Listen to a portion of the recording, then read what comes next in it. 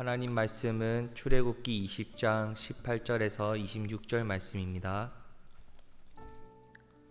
뭇 백성이 우레와 번개와 나팔 소리와 산의 연기를 본지라. 그들이 볼 때에 떨며 멀리 서서 모세에게 이르되 당신이 우리에게 말씀하소서 우리가 들으리이다. 하나님이 우리에게 말씀하시지 말게 하소서 우리가 죽을까 하나이다. 모세가 백성에게 이르되 두려워하지 말라. 하나님이 임하심은 너희를 시험하고 너희로 경외하여 범죄하지 않게 하려 하심이니라. 백성은 멀리 서 있고 모세는 하나님이 계신 흑암으로 가까이 가니라. 여호와께서 모세에게 이르시되 너는 이스라엘 자손에게 이같이 이르라. 내가 하늘로부터 너희에게 말하는 것을 너희 스스로 보았으니 너희는 나를 비겨서 은으로나 금으로나 너희를 위하여 신상을 만들지 말고 내게 토단을 쌓고 그 위에 내 양과 소로 내 번제와 화목제를 드리라. 내가 내 이름으로 기념하게 하는 모든 곳에서 내게 임하여 복을 주리라. 내가 내게 돌로 제단을 쌓거든 다듬은 돌로 쌓지 말라. 내가 정으로 그것을 쪼면 부정하게 함이니라. 함께 읽겠습니다. 너는 층계로 내 제단에 오르지 말라. 내 하체가 그 위에서 드러날까 함이니라. 아멘. 출애굽기 19장에서 이스라엘 백성은 이렇게 시내산에 이르게 되었고 그곳에서 하나님의 임재를 하나님이 그곳에 임재하셨음을 알게 되었습니다. 하나님이 임재하셨을 때 땅을 가를 듯한 큰 소리를 내는 우레와 하늘을 찢을 기세로 번쩍이는 번개를 동반한 빽빽한 구름이 시내산을 온통 덮어버렸습니다. 그리고 이 모든 것을 압도할 만한 매우 큰 나팔 소리가 들려오기 시작합니다. 여호와 하나님께서 이곳에 임재하셨을 때 그것을 깨달았을 때 이스라엘의 첫 번째 반응은 두려움이었습니다. 십계명이 선포되었을 때 우리가 하나님 앞에 서야 한다라는 그 두려움 왜 가지게 되었을까요? 이는 하나님의 강력한 임재 앞에서의 아주 자연스러운 반응이었습니다. 하나님을 경외하는 하나님을 거룩한 마음으로 두려워하는 예배자의 모습이라 할 수 있습니다. 이스라엘은 하나님 앞에 설 수 없었습니다.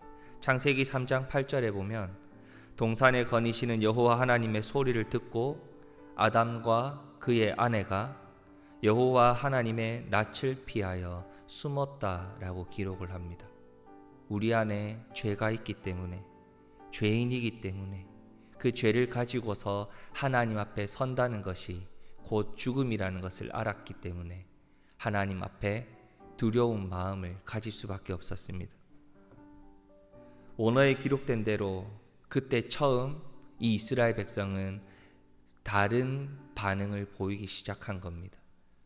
마라에서도 그랬고 지금까지 약속의 땅을 거닐고 오면서 하나님 앞에서 전혀 볼 수 없었던 모습, 하나님을 두려워하고 하나님을 경외하며 하나님 앞에서 이렇게 고백을 하게 됩니다.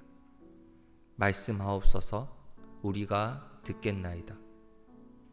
하나님 앞에 서는 것이 너무나도 두렵기 때문에 하나님 앞에 설 수가 없을 것 같습니다. 중보자이신 모세를 통해서 우리에게 말씀하옵소서. 하나님이 말씀하시면 그 말씀을 듣고 우리가 순종하겠다라고 태도를 바꾸었습니다. 그래서 모세는 이스라엘 백성들의 간청을 따라 그들을 하나님이 정하신 곳에 두고 홀로 시내산에 하나님이 임재하신 곳으로 올라가기 시작합니다. 21절 하나님이 계신 흑암으로 가까이 갔다라고 기록을 합니다. 이후에 모세가 다시 이스라엘 백성에게로 돌아왔다라는 기록은 24장에 가서야 나오고 있습니다. 20장에 기록된 십계명 그리고 이후에서부터 23장까지 기록된 언약서로 불리는 부분들은 바로 이 이스라엘 백성들이 하나님 앞에서 종교적인 부분이나 사회적인 부분이나 경제적인 부분이나 삶의 전반적인 부분에 있어서 어떻게 하나님의 말씀을 순종하며 살아가야 하는가, 구체적인 하나님의 계명이 기록되어 있는 것을 이렇게 받은 부분이다. 그래서 하나님께서 가르쳐 주셨고, 그것을 24장 이후에 가서 이스라엘 백성들에게 아주 자세하게 가르치는 것을 볼 수 있습니다. 이 언약서의 첫 번째 부분이 바로 제단에 대한 규례입니다. 저희가 22절부터 읽었던 이 첫 번째 언약서에 대한 규례, 제단에 대한 규례, 하나님께서 왜 이 말씀을 주셨고 우리가 왜 하나님을 예배해야 하는가. 이스라엘 백성들은 자신들의 죄악된 본성 때문에 죄를 가지고 있었기 때문에 하나님 앞에 서는 게 두려웠지만, 죽음이 두려웠지만 모세는 두려워하지 말라 말씀합니다. 왜 그렇습니까? 24절에 보면 여호와의 이름을 기념하는 모든 곳에서 하나님은 그들에게 복을 주시기를 원하신다라고 말씀을 합니다. 여호와 하나님의 이름을 기억하고 하나님을 예배하는 자들, 하나님을 경외하며 하나님을 예배하는 자들에게 하나님은 복을 주시기를 원한다라고 분명하게 말씀하셨기 때문입니다. 우리에게도 분명 하나님을 경외하는 마음이 있어야 합니다. 하나님을 두려워하는 마음으로 이 자리에 나올 수 있어야 합니다. 여호와의 이름을 기념하고 하나님을 예배하는 것, 우리의 마음이 분명 경외하는 마음을 가지고 있어야겠죠. 우리는 결코 하나님을 만만하게 볼 수 없는 죄인이기 때문입니다. 하지만 이 예배의 자리를 통해 우리가 하나님 앞에 예배할 때에 하나님이 우리에게 복을 주시기를 원하시구나. 우리가 예배하는 이유가 하나님께 영광을 돌리고 하나님께서 주시는 그 은혜를 받아 누리기 위함이구나 라는 그 예배자, 그 예배의 목적을 분명히 붙들 수 있어야 하는 것입니다. 예배를 한다는 것은 하나님의 앞에 선다는 것이고, 하나님을 만난다는 것이고, 하나님의 말씀을 듣는다는 것이고, 그 말씀에 순종하는 삶을 살아가겠다는 우리의 신앙의 고백입니다. 우리의 삶의 모든 전반적인 부분에 있어서 예배자의 삶을 살아가야 한다는 그 이유도 바로 항상 하나님이 함께 하시고 그곳에서 하나님이 임재해 계시고 우리의 삶 속에 함께 하시는 하나님께서 우리의 예배를 통해 영광을 받으시고 하나님이 약속하신 은혜와 복을 우리 삶에 부어주시기를 원하시기 때문입니다. 그렇기 때문에 우리는 우리의 삶 속에서 예배자의 본래의 목적을 분명히 붙들 수 있어야 합니다. 그래서 오늘 언약서의 첫 번째 부분, 바로 이 제단의 규례를 하나님께서 제일 먼저 가르쳐 주신 것입니다. 당시 많은 이방인들은 거짓 우상을 만들고 그 거짓 우상 앞에 우상 숭배를 했습니다. 왜 그랬을까요? 신을 보지 못했기 때문입니다. 눈앞에 신을 볼 수 없었기 때문에 그들은 두려운 마음에 신을 만들었고 이것이 신이라 여기며 그 앞에서 우상 숭배하기 바빴습니다. 그런데 하나님의 자녀들, 하나님을 예배하는 자들은 하나님이 살아계심을 믿음으로 거짓 우상을 만들 필요도, 제단을 꾸면서 우상화할 필요도 없었습니다. 그저 하나님이 그곳에 함께 계신다는 것을 믿고 웅장한 예배당이나 화려한 의식을 먼저 신경 쓰고 앞세우는 것이 아니라 오로지 하나님을 예배하고 하나님이 그곳에 임재해 계신다는 그 믿음을 붙드는 것을 가장 우선시했습니다. 하나님이 그곳에 함께 하심으로 경외하는 마음으로, 두려워하는 마음으로 예배를 붙잡았고 그 신앙의 본질을 붙잡았다는 것입니다. 거룩하신 하나님을 온전히 예배하는 것만이, 우리의 삶으로 하나님 앞에 진정으로 예배하는 것만이 하나님이 가장 원하시고 바라시는 예배자의 삶의 모습일 줄 믿습니다.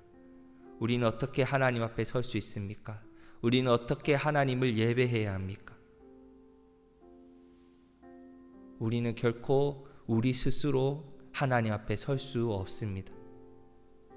성도는 자신이 죄인임을 고백하며 중보자이신 그리스도를 통해서 하나님께 나아갈 수 있습니다.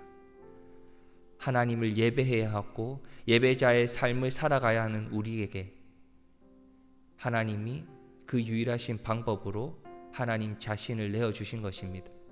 예수 그리스도를 붙들고 하나님 앞에 나아가 예배할 때에 우리는 정말로 하나님께 영광을 돌리고 하나님의 은혜를 붙들고 살아갈 수 있는 존재가 된 것입니다.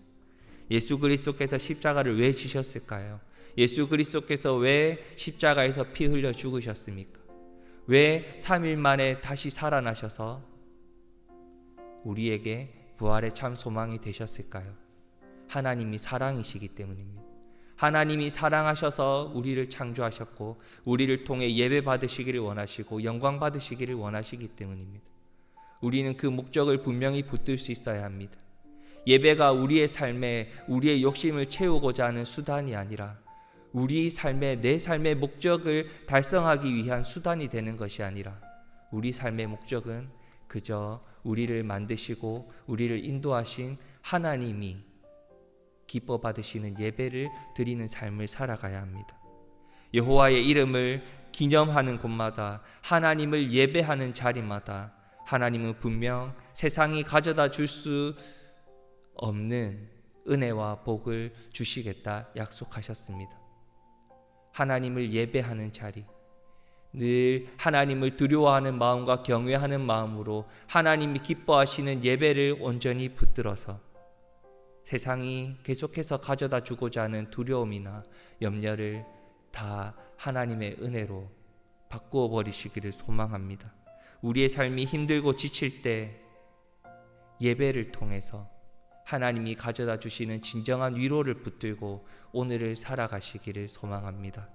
정말로 우리가 하나님을 온전히 예배할 때에 하루 종일 하나님이 기뻐 받으시는 예배자의 삶을 살아갈 때 하나님 내게 얼마나 크신 은혜와 복을 주시는지 오늘 겸손히 기도하고 예배자의 삶을 살아감을 통해 하나님의 은혜를 충만히 경험하시는 귀한 하루가 되시기를 주님의 이름으로 축복합니다. 이 시간 같이 기도하겠습니다. 우리의 삶 모든 순간마다 머무시는 주님을 경외하며 두려워하는 마음으로 참된 예배자로 오늘을 살아가게 하여 주시옵소서라고 같이 기도하고 싶습니다.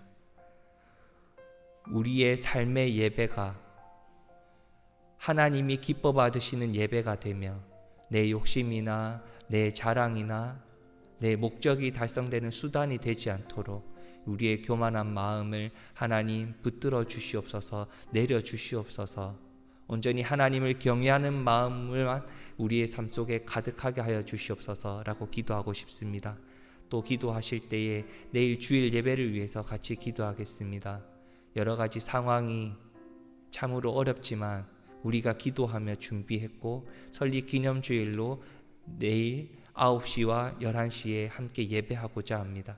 많은 성도님들이 함께 모여서 하나님을 예배하고 그 예배를 통해서 큰 은혜를 온전히 받아 누릴 수 있는 귀한 주일 예배가 될 수 있도록 말씀을 선포하시는 담임 목사님의 영육의 강건함을 위해서도 시간 같이 기도해 주십시오. 함께 말씀을 붙들고 기도하신 뒤에 자유롭게 돌아가시겠습니다. 기도하시겠습니다.